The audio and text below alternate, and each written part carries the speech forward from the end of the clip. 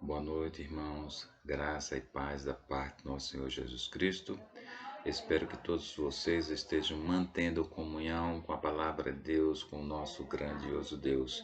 A palavra de Deus é quem nos alimenta, nos fortifica diante das tentações, diante dos momentos difíceis. Nós vimos na pregação anterior, na mensagem anterior, sobre as estratégias de Satanás, ali através do exemplo do povo judeu, quando retornou para as suas terras, para as terras de Judá, e começaram a reconstruir o templo, realmente os muros das cidades, as suas casas, e eles foram desanimados. Satanás utilizou os seus servos, os servos da desobediência, para desanimá-los, para também atrapalhar toda a obra de Deus. Nós vimos alguns artifícios, alguns instrumentos, como, além do desânimo, a acusação e a mentira. Ele é o pai da mentira, isso é natural realmente a Satanás. Nós vamos ler na carta de 1 João, né? Primeira carta de João, o capítulo 3, os versículos de 7 a 10. Então você abra sua Bíblia, não é o Evangelho de João, é a primeira carta de João, capítulo 3, os versículos de 7 a 10, que nos diz o seguinte: Filhinhos, não vos deixeis enganar por ninguém. Aquele que pratica a justiça é justo, assim como ele é justo. Aquele que pratica o pecado procede do diabo, porque o diabo vive pecando desde o princípio. Para isto se manifestou o Filho de Deus, para destruir as obras do diabo. Todo aquele que é nascido de Deus não vive na prática de pecado, pois o que permanece nele é a divina semente. Ora, esse não pode viver pecando, porque é nascido de Deus. Nisto são manifestos os filhos de Deus e os filhos do diabo. Todo aquele que não pratica a justiça não procede de Deus, nem aquele que não ama a seu irmão. Então, aqui o texto de João é muito claro com relação aos filhos de Deus e aos filhos do diabo, e diz que realmente Jesus Cristo se manifestou para destruir as obras de Satanás, porque ele é estrategista, ele está aqui neste mundo tentando nos destruir, tentando destruir realmente os propósitos de Deus. Nós vamos orar mais uma vez. Senhor Deus, nós queremos dar graças, Senhor, pela tua palavra, que é a verdade. Senhor, te damos graças porque Jesus Cristo se revelou, veio ao mundo, morreu na cruz e destruiu o poder de Satanás. Nós te agradecemos e te pedimos no nome do teu filho amado Jesus. Amém. Muito bem. Continuando a nossa mensagem anterior, que nós falamos sobre as estratégias de Satanás, nós vimos que realmente ele procura nos desanimar e nós precisamos ter cuidado com relação a isso. Ele é mentiroso, ele realmente nos acusa, ele usa outras pessoas para nos acusar, para tentar nos derrubar, mas isso não pode realmente nos entristecer, realmente nos desfalecer, nos desanimar. A gente precisa estar consciente que a obra precisa continuar. E ele também tem outros instrumentos, e nós vamos ver mais 3 instrumentos hoje que Satanás usa para tentar realmente impedir que a obra do nosso Senhor Deus avance. E eu gostaria que vocês abrissem aí suas Bíblias na segunda carta de Tessalonicenses, o capítulo 2 e o versículo 9. Tessalonicenses 2 e o versículo 9. Nos diz o seguinte: aqui se fala sobre alguns acontecimentos dos últimos tempos, mas que se enquadra, o seu conteúdo de alguma forma se enquadra na história da humanidade, e a gente vai explicar. A partir do versículo 7 é melhor a gente ler. Com efeito, o mistério da iniquidade já opera e aguarda somente que seja afastado aquele que agora o detém. Então será de fato revelado o iníquo, a quem o Senhor Jesus matará com sopro de sua boca e o destruirá pela manifestação de sua vinda. Ora, o aparecimento do iníquo é segundo a eficácia de Satanás, com todo o poder e sinais e prodígios da mentira, e com todo engano de injustiça aos que perecem, porque não acolheram o amor da verdade para serem salvos. No próprio versículo 7, o apóstolo Paulo diz que o mistério da iniquidade ele já opera. Nós sabemos que Satanás realmente ele já opera em nosso meio, desde o Éden, ele não deixou de atuar de forma alguma. No versículo 9, nós vamos encontrar que se refere a Satanás como aquele, não é? E aquele quem também ele envia, como tendo todo o poder e sinais e prodígios da mentira. Satanás, ele tem poder. Os anjos que o seguiram também têm maior poder do que nós. Às vezes as pessoas ignoram realmente isso. Nós vivemos num mundo espiritual e nós não podemos ignorar. Mas há um detalhe que nós gostaríamos de chamar a atenção: é o seguinte: nem tudo que aparentemente é poder, é um milagre, vem da parte de Deus. Precisamos ser cautelosos, porque nós às vezes percebemos que algumas pessoas, por presenciarem ou por ter sensações ou sentido alguma coisa sobrenatural, então acha que isso vem da parte de Deus. E nós precisamos ter cuidado com relação a isso, porque o texto nos diz que Satanás, ele tem poder. Nós vamos verificar vários textos na palavra de Deus, vários fatos na palavra de Deus, onde Satanás e os seus servos aparecem fazendo maravilhas.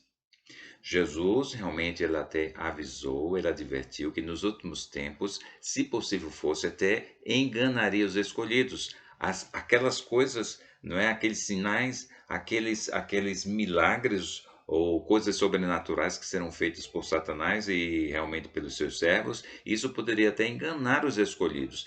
E acredito principalmente porque muitos querem atribuir a todo e qualquer sinal, a todo e qualquer evento sobrenatural como sendo da parte de Deus, como se Satanás e os seus servos não tivessem também poder.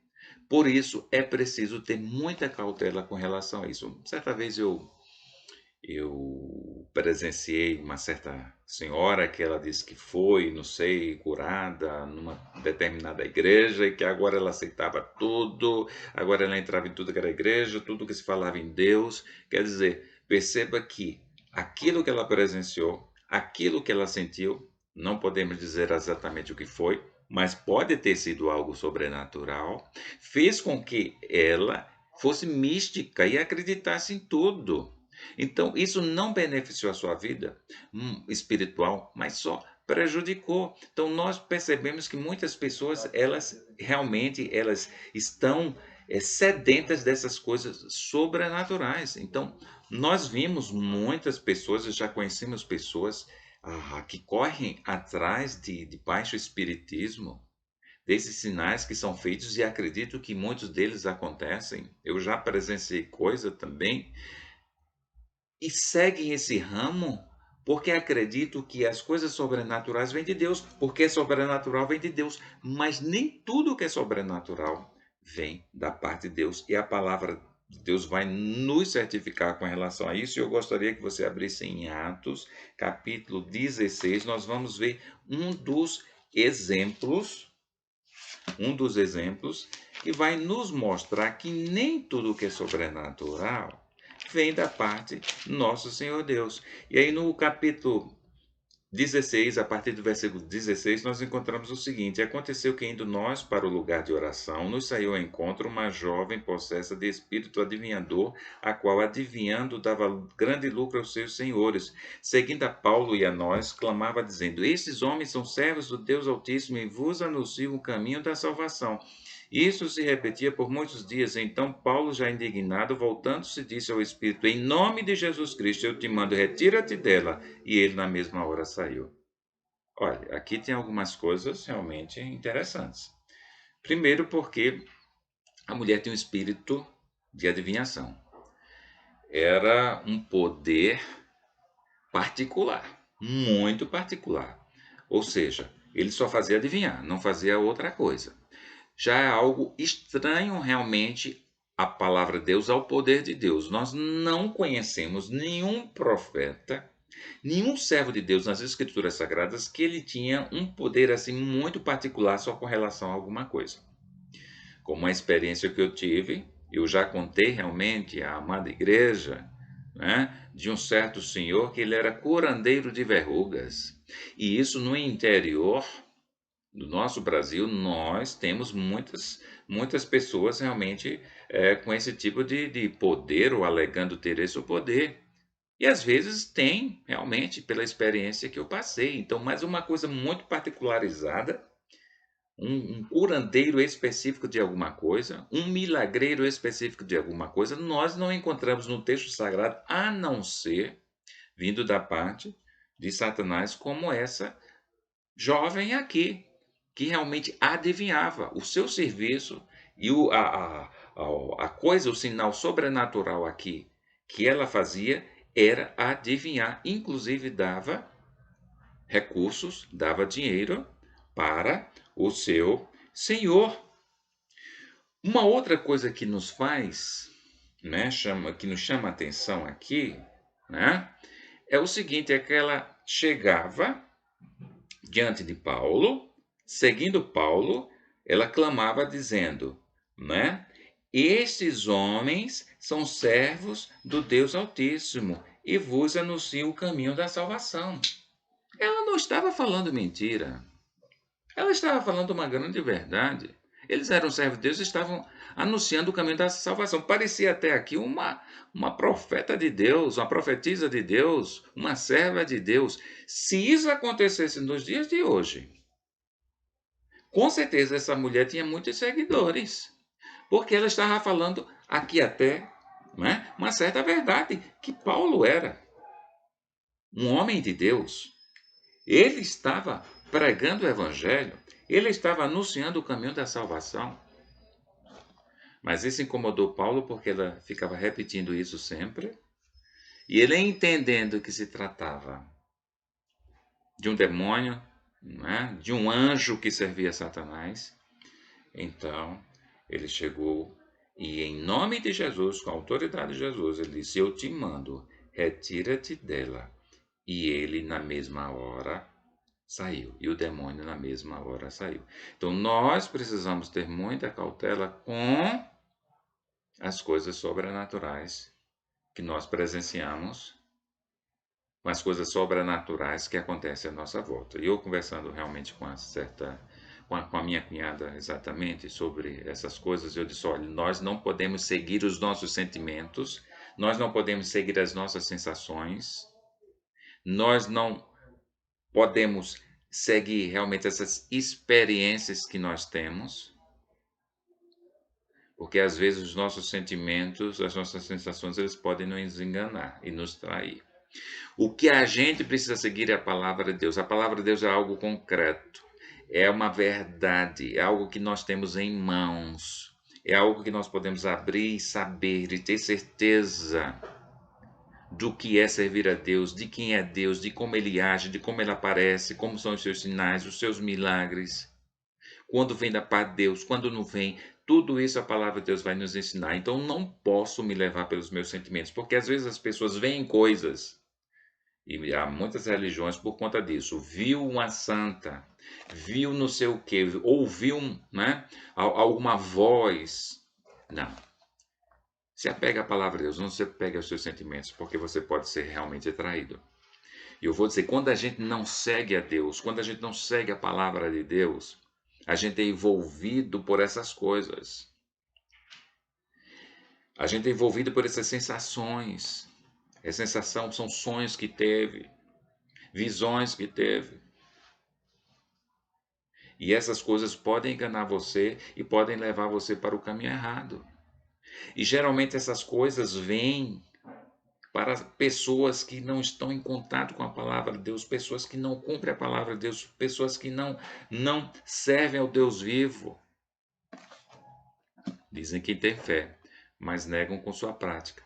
E a partir dessas experiências pessoais, então buscam coisas, né? O ocultismo, o espiritismo e tantas outras coisas. Você diz: olha, você tem realmente um poder sobrenatural, Deus falou com você e começa a inventar coisas. E Satanás realmente pode usar isso para desviar você da palavra de Deus e desviar você realmente da verdade.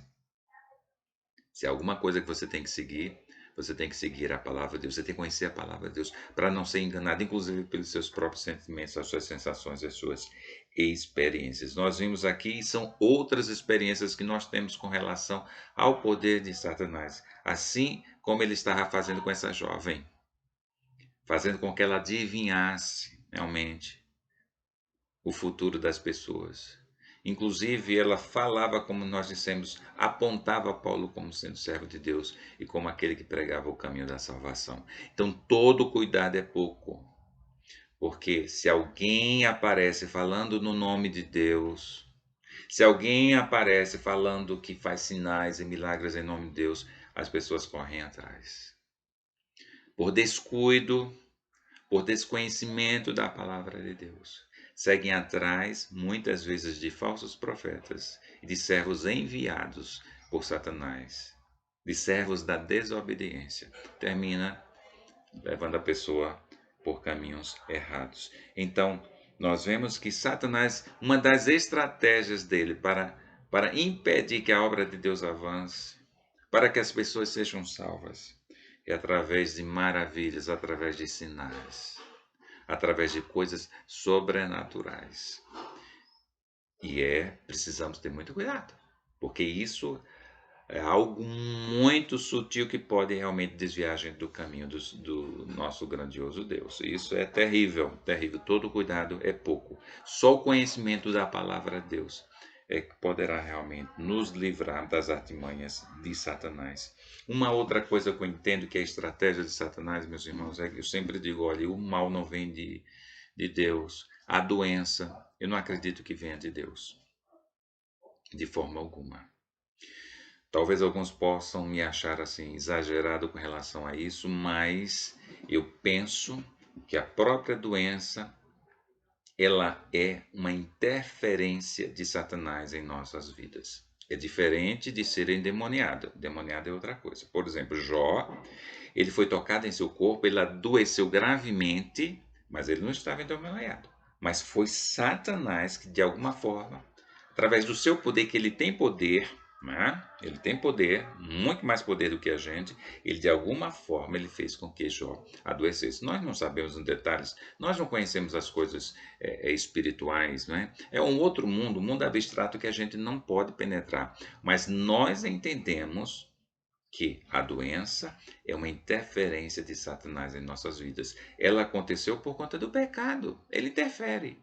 Isso acontece, né? Foi possibilitado em nossas vidas por conta realmente do pecado original. A morte é por conta do pecado original. A morte não vem de Deus, vem de Satanás.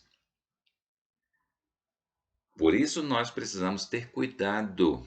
Nós precisamos entender essas coisas espirituais para saber como enfrentá-las.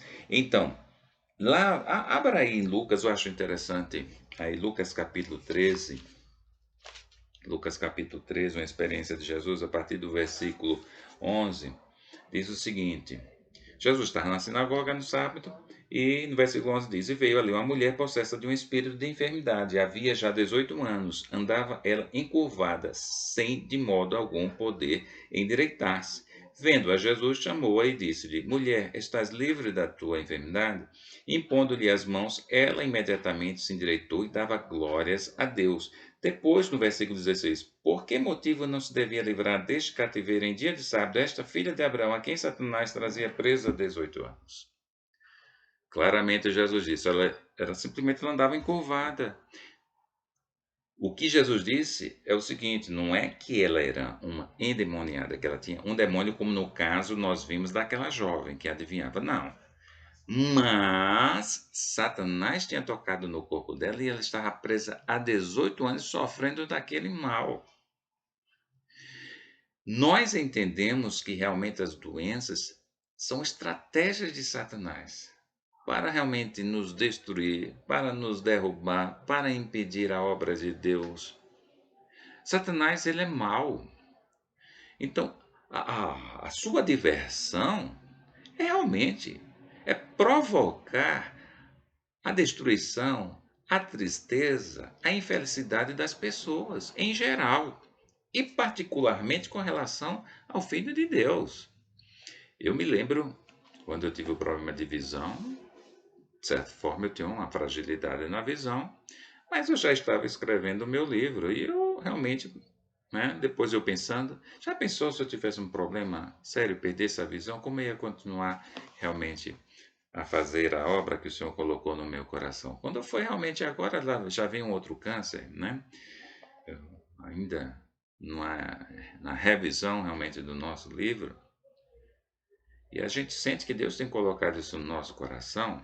Então, Satanás realmente ele age para destruir. Quando realmente eu apareci no alcance, a primeira coisa que eu pensei foi logo isso. Satanás está querendo realmente me impedir de eu fazer a obra de Deus.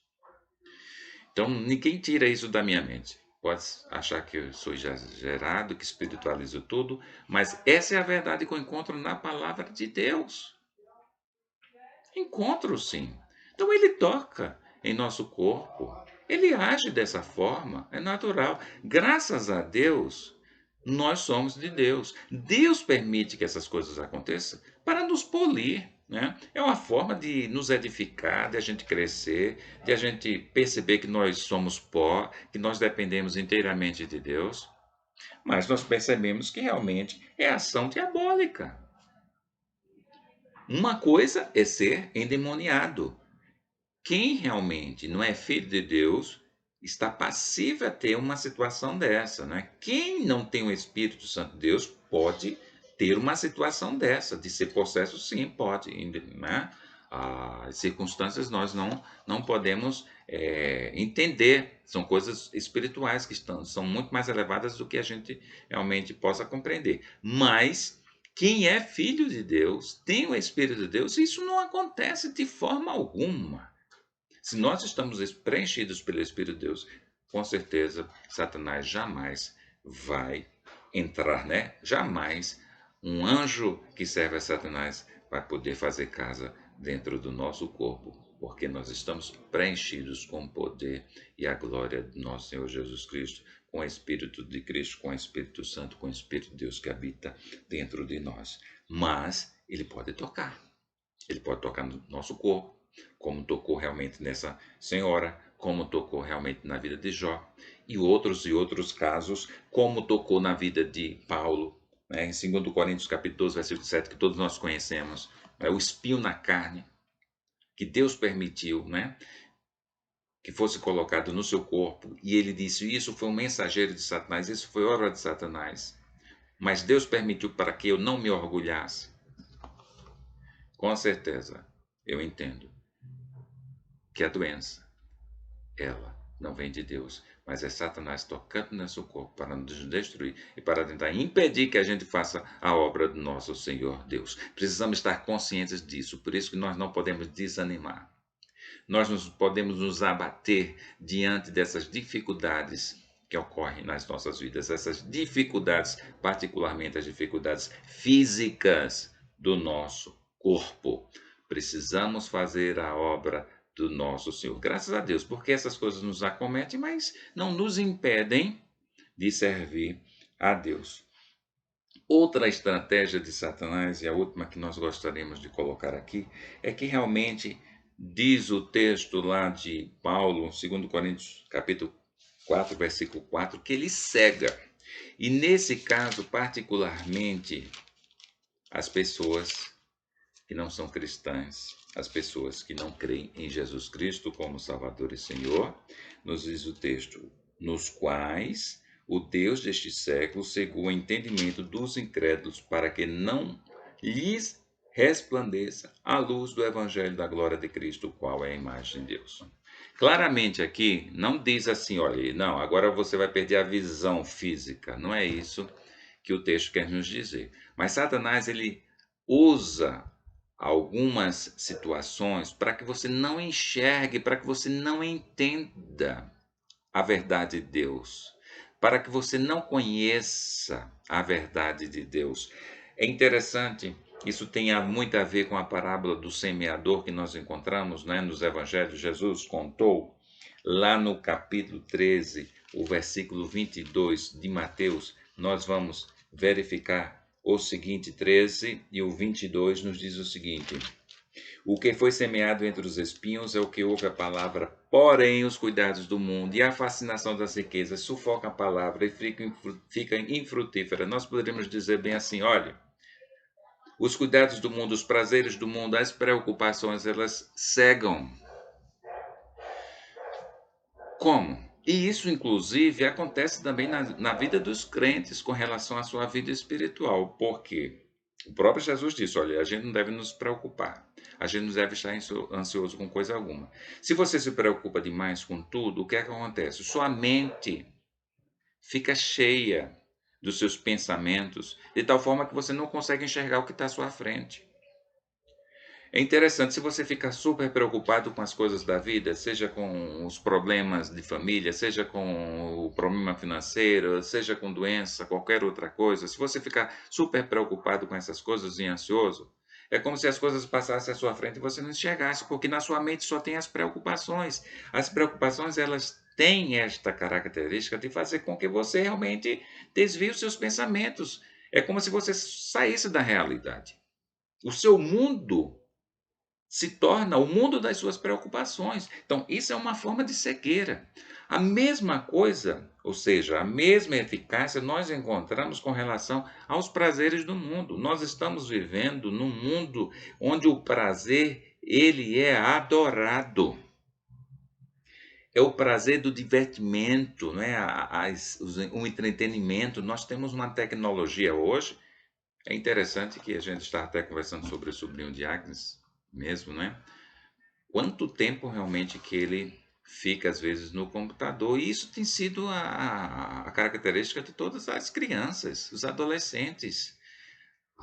Os jogos, isso enfeitiçam realmente os olhos, né? A mente das crianças, né? Dos adolescentes, eles ficam realmente dominados. É algo que realmente chama muita atração, né? Atenção e atrai realmente. Não é até mesmo os adultos e os jovens.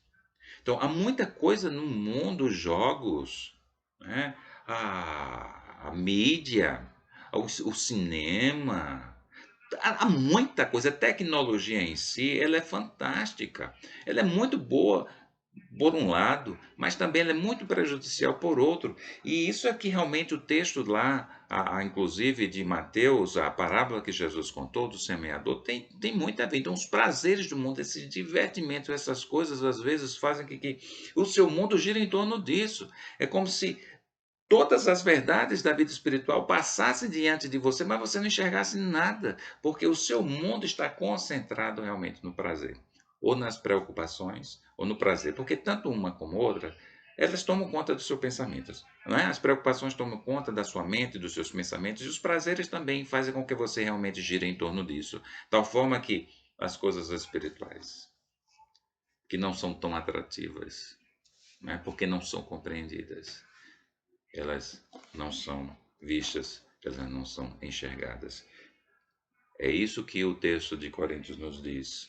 Realmente, Satanás, ele tem a capacidade de cegar realmente os nossos olhos espirituais, particularmente do mundo, para não enxergar a salvação em Jesus Cristo.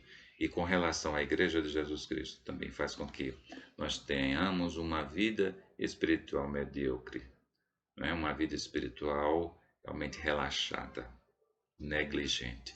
Então, que você realmente possa prestar a atenção na palavra de Deus e nas estratégias que Satanás tem usado para destruir a sua vida, para impedir que você cumpra os propósitos de Deus, para que o evangelho realmente avance, para que você coloque o reino de Deus em primeiro lugar. São coisas que nós precisamos estar atentos. Por isso que é importante a gente estar lendo a Bíblia, é importante a gente estar sempre em contato, porque você pode até ouvir tudo isso que nós falamos, concordar com tudo isso, mas daqui a 2 dias, uma semana, um mês, se você não tiver contato diário com a palavra de Deus, você vai esquecer tudo isso e vai voltar à sua vida realmente anterior, displicente com relação às coisas espirituais. Uma das características que levaram o povo de Deus, né, ao cativeiro, como nós vimos na mensagem anterior, é essa vida como a onda do mar, né, para frente e para trás. né? Com altos e baixos. Uma hora está com Deus, outra hora está sem Deus. Uma hora busca Deus, outra hora se esquece de Deus. E às vezes nós estamos assim como cristãos também, por não lermos a palavra de Deus, por não estarmos em contato, né, constante, né, em comunhão com Deus. Então a nossa vida fica assim, para trás e para frente, né, como a onda do mar. Precisamos ter cuidado, meus irmãos. Satanás, ele é estrategista. Se você está dormindo, mas ele não dorme, ele vai aproveitar o seu sono para realmente desviar você dos caminhos do nosso Senhor Deus. Então, que você realmente compreenda a necessidade de estar em contato permanente com o nosso grandioso Deus. Que Deus abençoe a sua vida.